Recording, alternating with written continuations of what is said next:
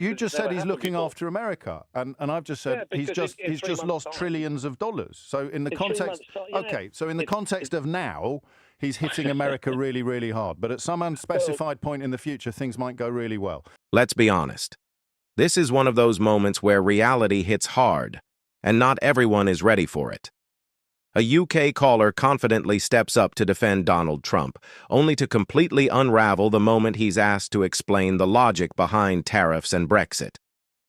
Before we dive into the full story, comment where you're watching from, and don't forget to like and subscribe so you don't miss the next one. Paul is in Hookin, Hampshire. Paul, what would you like to say? No, just there's the emotion around this, and name calling, and Trump's this, Trump's that, Trump's the other. I don't know why everybody's so surprised. When he was, going for election, he said he was going to do this. Everybody knew he was going to do it. Everybody kept telling us to ignore what he said and concentrate on what he did. You remember? I do, but again, we've got short memories. When he was, in his first term, he said he would do a number of things, and he did. Well, he did. He said he was going to end the war in Ukraine on day one. He said the stock market would go up and he'd make everyone richer. You now have the Swiss investment bank UBS, widely regarded as a leader in this field, predicting an inevitable recession with growth GDP. We'll see. We'll see in time. But, this happened 2 days ago. My point's very simple. He said he was going to do this. He's done it. The emotion and the response is quite ridiculous, I think, in terms of, he will want deals. He wants to make a deal with people. This is his way of doing it. No, you don't need to like it. None of us need to like it. But name calling and saying he's this, that, and the other, I just don't think it takes anybody anywhere. You're being a bit woke, Paul. A little bit of name calling, a little bit of mischief, a little bit of fun. It keeps us all honest. I'm the least woke. Keeps the conversation fresh. Least woke bloke in the world. Yeah, I thought you might be. In the world. So, what should Starmer do in this context then? Well, I think the first thing is, it's 10%. I think that was probably better than the UK thought it was going to be. I think... no, it's exactly the same as every other country in the same situation as us. Yeah, except Europe. No, they're not in the same situation as us. They have a different trade balance, a different balance of trade. So any country with a comparable balance of trade to us gets the 10%. There's no special treatment there whatsoever. Okay, so that's where we are. Trump is looking after America. It's his country. It's not our country. You just said it's going to go into recession. Its own stock market. They've lost $2 trillion. How is that looking after America? No, I will, but you're going to have to address the question of how is a $2 trillion loss overnight looking after America? Well, he's talking 1 day, 2 days. Let's see what it's like in 3 months. Who knows? I don't know, and nor do you, and nor does anybody else. You just said he's looking after America, and I've just said he's just lost trillions of dollars. So in the context, so in the context of now, he's hitting America really, really hard. But at some unspecified point in the future, things might go really well. Did you vote for Brexit? Pardon? Did you vote for Brexit? I did. Yeah. And this was the same argument we heard then. Well, no, but Starmer is the leader of Britain. Hang on. Starmer's the leader of Britain. Because we are on our own, he can decide what the government decides to do in response to these tariffs. Now, he can retaliate. That's up to him. He's our leader. Yeah. He needs to look after Britain. Yeah, that's his country. And the Swiss need to look after the Swiss, et cetera, et cetera. And it all goes around like that. Yes. Because that's what Trump's doing. So what do you think looking after Britain would look like?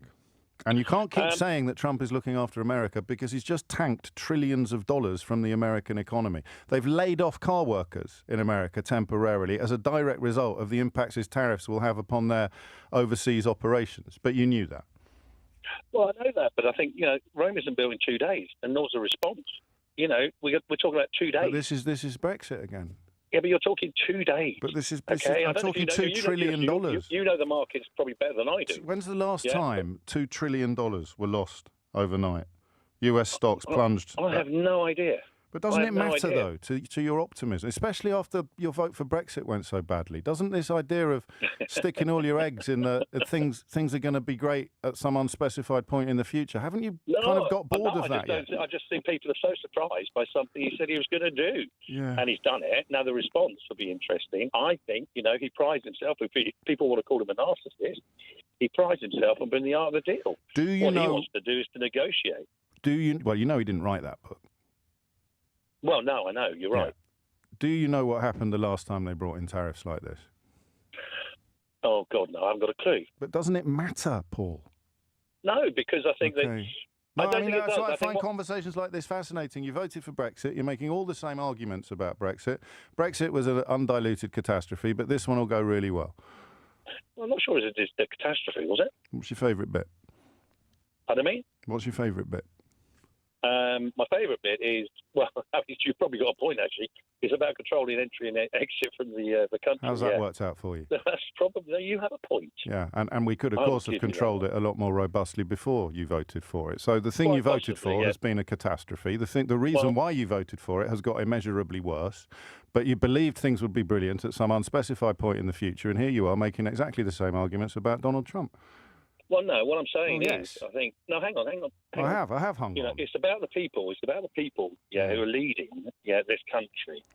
And it should be very easy for this country to control its borders. They don't, because the government before and this government are useless. See, I have a theory that everybody who likes Trump and Brexit is obsessed with immigration. And here you are talking about $2 trillion losses that America has taken overnight, saying, hey, wait and see, it might all turn out to be brilliant. But what you really, really care about is immigration. No, I don't. I think I care about it. Why'd you bring it up then? Well, you brought it up. I didn't. No, I didn't. I asked what your favourite bit of Brexit. I asked what your favourite bit of Brexit was. I asked what your favourite bit of Brexit was. I gave you an example. You're right. Yeah, but no. So what is your actual favourite bit of all the things that have happened? Yeah, and Brexit has played out, which is why the parallel is so interesting. So of all the things that have happened, what's your favourite bit? Of Brexit? Yeah. I think just controlling your own laws. Which ones do we control now that we didn't control before? There's a lot now that we're not impacted by the EU that we were. I didn't like being dictated to by Brussels. Like on what? On what? Well, whatever the silly laws came out of there. Go on, then, give me one. Give me one. Oh, come on, there were loads. I can't think of one, but you can, because you know that there are loads. Go on, give me one. Don't be silly. Give me one law. Out of Brussels, there were loads out of Brussels. Give me one. Why is that funny? Lots. You voted for it. There are lots, and you can't name one. Well, Brussels, we didn't have control of our own laws. For example? I can't think of an example. Well, I'll wait. Pardon me? I'll wait. You'll have a long way. I can't think of an example. No, but you're bound to be able to, because there's loads. Paul just told me. So I'll wait. You're very good, but no. No, I'm not. I just care about facts. Anyway, we're not talking about Brexit. No, I am. I'm waiting now. You're waiting. The economy, let's wait and see. No, tell me the thing that's gone really well. You said the law that you're pleased about. My point is, let's wait and see. I think many countries... I'm waiting to see what law you're going to tell me about. Hang on. Well, we'll negotiate, and Starmer can negotiate for the Britain. Don't change the subject. Not for Europe. Don't change the subject. Paul. He can negotiate. Paul, time for one of your wry chuckles, I think, Paul, isn't it now? Time for a wry chuckle? I'm still waiting for the law, of which there are loads. Well, one of the great benefits is that now we're in this situation. What about bendy bananas? Now we're in this situation. 3-pin plugs? Can negotiate for Britain. Wrapping your fish and chips in newspaper. What's the law you're happiest that you don't have to obey anymore? In this situation, one of the greatest benefits is that Starmer can just say there aren't any, Paul, because everybody listening knows. Well, this is a great one, isn't it? Go on. What's your law? Example. What's the law? Well, no, hang on.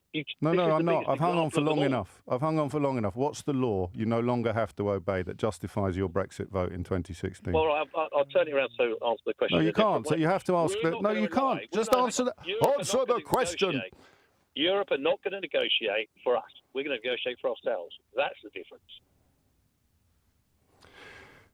Now here's where things really start to fall apart. The caller, Paul, comes in sounding confident, almost rehearsed. He leans on that familiar line. Well, Donald Trump said he was going to do it, and now he's done it. And at first glance, that might sound like a strong defense. But the moment James O'Brien starts asking even the most basic follow-up questions, the cracks begin to show instantly. Because here's the issue. Saying something and doing something are not the same as doing something successfully. Paul keeps repeating that Trump is looking after America. But how do you reconcile that with the fact that trillions of dollars were wiped off the market in a matter of hours? That's not strategy. That's economic shock. And instead of addressing that directly, Paul pivots to hope. Let's wait and see. And there it is, the same argument we heard during Brexit. Promises today, explanations tomorrow. Certainty replaced with blind optimism. And when pressed on that comparison, Paul doesn't really defend it. He just drifts, because deep down, there's no solid foundation there. Then comes the turning point. When asked what the actual benefits of Brexit have been, something concrete, something real, Paul completely freezes. He talks about taking back control, about laws and sovereignty.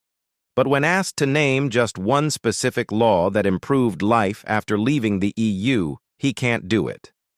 Not one. And that's the pattern. Big claims, strong opinions, but when it comes to details, silence. What this exchange exposes isn't just one caller struggling under pressure. It highlights a broader issue, a style of political thinking built less on facts and outcomes and more on slogans, identity, and the belief that things will somehow work out, eventually. And as this conversation shows, that belief doesn't hold up very well when tested in real time. Please subscribe to my channel so you don't miss the next one.